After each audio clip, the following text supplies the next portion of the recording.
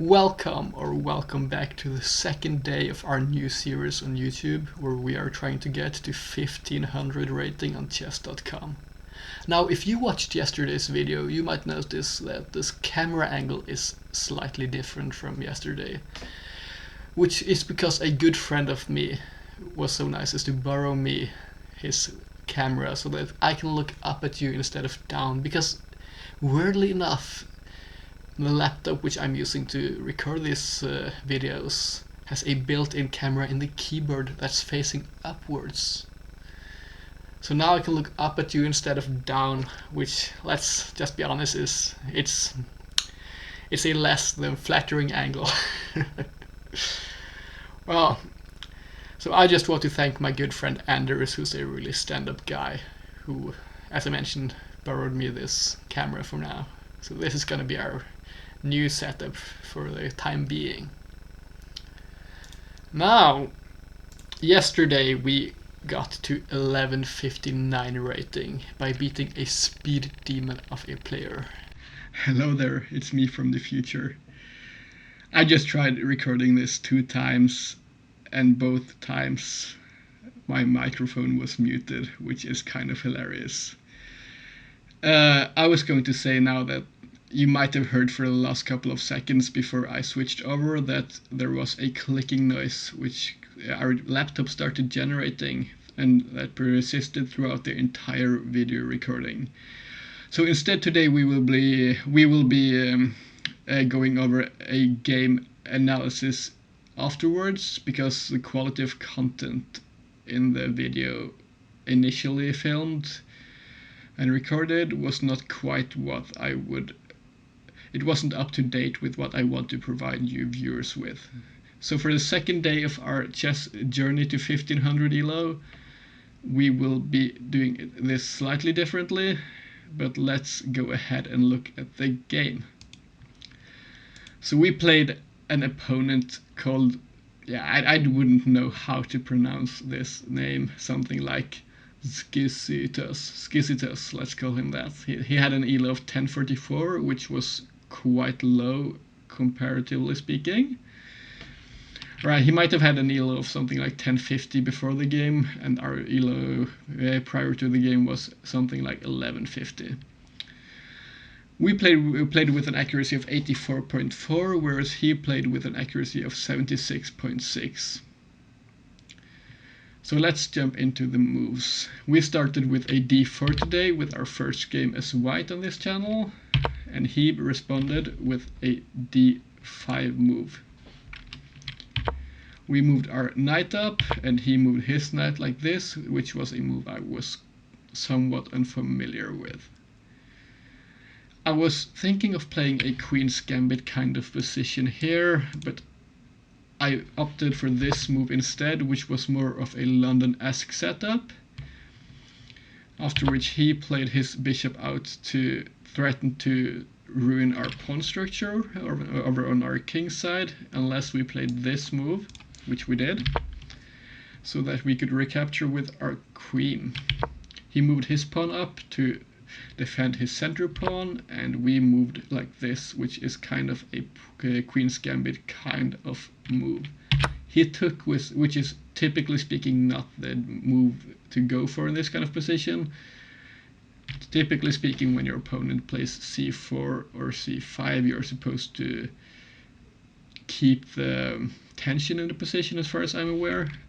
As you can see, this was a slight mistake by him as well, netting us a minor advantage in the evaluation. We took his pawn, and he moved his bishop out to threaten ours. In this position, we were looking at moving our bishop back here, being so that we could retake like this and open up our rook. But we were also thinking of castling kingside at this point, after which we would have just opened up a file to our king and a possible attack, as well as moving our rook away from the open square afterwards. So we took, and he took like this. We were discussing throughout the game that he might take with the pawn, because it would give him a strong pawn center again, but he chose to do it differently, and we moved our knight up.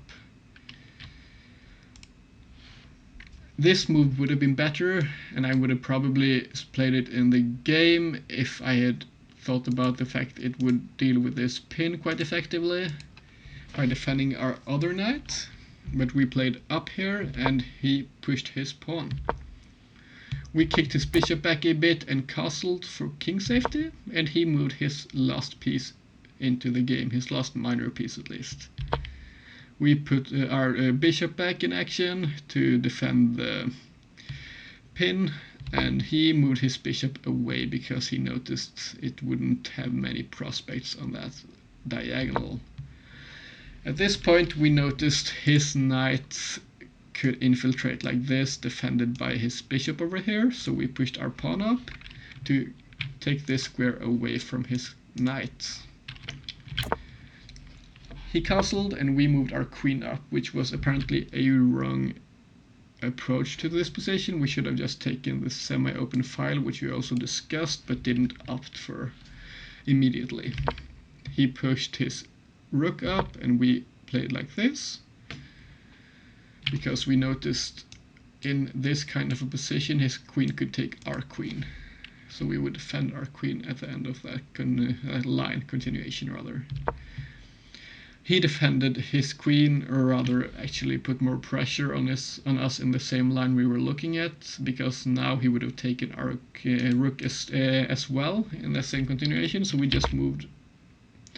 Or rather, this is a different move order to what I was thinking about. We moved our bishop here to look for a bishop trade first. He moved his bishop out of the way, and we moved back because we noticed we made a mistake. We didn't want him to have the threat of ruining our pawn structure over here. He moved his queen out of the way rather, sorry, and then we also did the same. He moved his bishop to threaten our queen, and we forced a bishop trade, which was apparently not the best move, as we should have moved up here and infiltrated like this. But I was afraid of an infiltration by his rook after we took here. He would have threatened our queen, after which we would have had to move out of the way and he would have access to us as well. So we did this and we traded pieces and took with our rook. Here he made a critical error, a blunder in which we missed during the game. This is a mistake because we could have taken the pawn, and after he retook, we would have just gotten his knight for free and hit two pawns at the same time. Instead we played this fancy looking move, after which whichever piece he took with here, we would have taken his knight, so we would have had a trade and a queen infiltration hitting his weaknesses. He took with his knight and we took his knight as well. He moved here and we went back, pinning his rook to his queen, after which he moved here to probably play this kind of a move, which would have trapped our queen, I believe. Eventually, maybe. We moved here so that this move was no longer viable because we would have taken. And he moved his own rook up and we pushed our pawn. He moved back and we pushed this pawn. He took this square away from our knight and we made a triple battery on the c-file. He played an incredibly passive move over here, defending this in a manner which was not quite perfect during the game, but I can see why he went for it, because we had three pieces attacking here. Our queen rather, moved for an infiltration.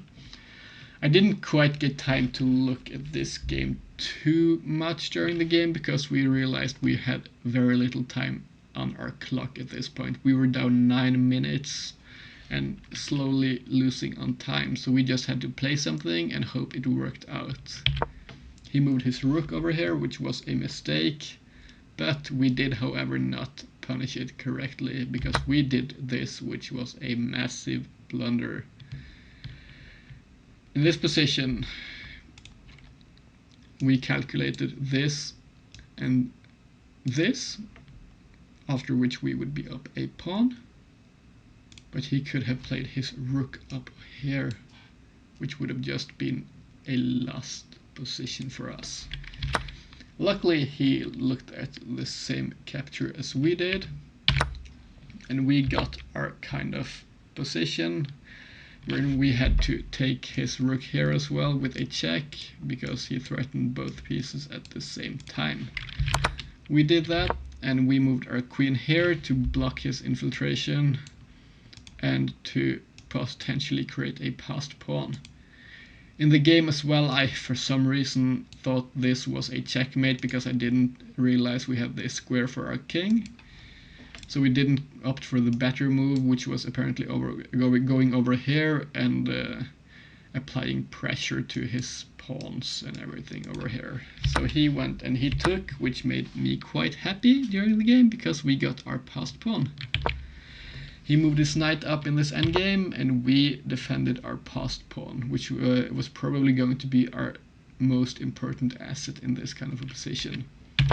For a while we centralized our kings, pushed some pawns, and danced around with our knights. He infiltrated, and we went for this remaneuver, going for this defended outpost. He jumped in with his knight, and we continued with our plans after playing this move. He moved his king, which was apparently a mistake here. It's kind of difficult to identify the correct approaches in those kinds of positions here, and at the same time we were down to basically no time for the entirety of this game from this point onwards, so our moves had to be somewhat rushed. We blundered. We overlooked this capture here, which after we retook, which we had to. He took a pawn, and we had lost our pawn advantage.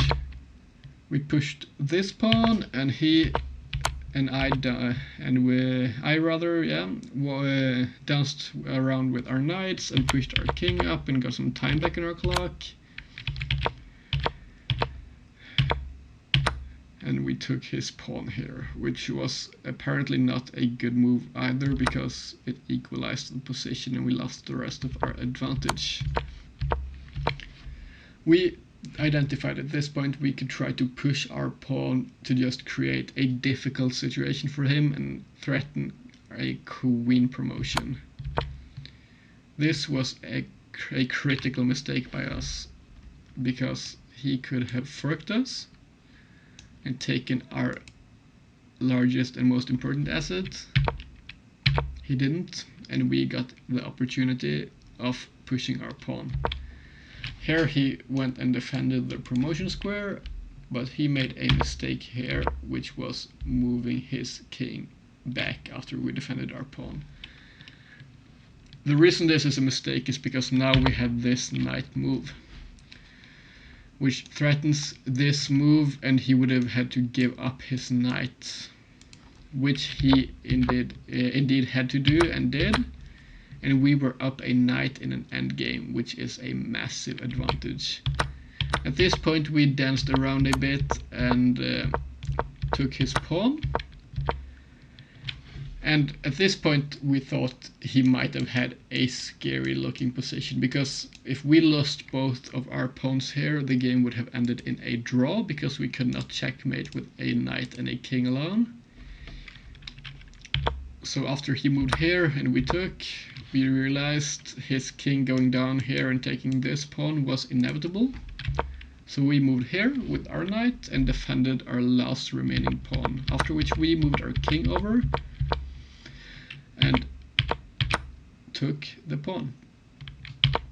Then we set up a configuration which allowed us to push our pawn a few squares, and then we moved our king up slowly to promote our pawn. In this position, it's important to note, we did not promote our pawn, because that would have been a massive mistake. Because after promoting here, our queen would have threatened all those squares, and our knight down here would have threatened this square, and he would have been stalemated with no moves at all for his king. So we moved our knight out of the way while also threatening this square so he couldn't move onto this file. He went up with his king and we went for a 2-move checkmate. So that's a 2 consecutive wins in a row for us for the start of our series, which is a pleasant surprise and quite motivation going forwards. We do however, have to note our opponents have been lower rated than us so far. So going forwards, we might have to face some more dangerous opponents, especially because our rating has improved so quickly now, because we are not getting the usual plus or minus 8 ELO per game. Instead we are getting something like 40 rating points a game, because the algorithm doesn't know quite where to place us yet, because we haven't played enough games. Well, that's all for today, and thank you all for watching the video all the way to the end, and I hope to see you going forwards in this journey. Thank you.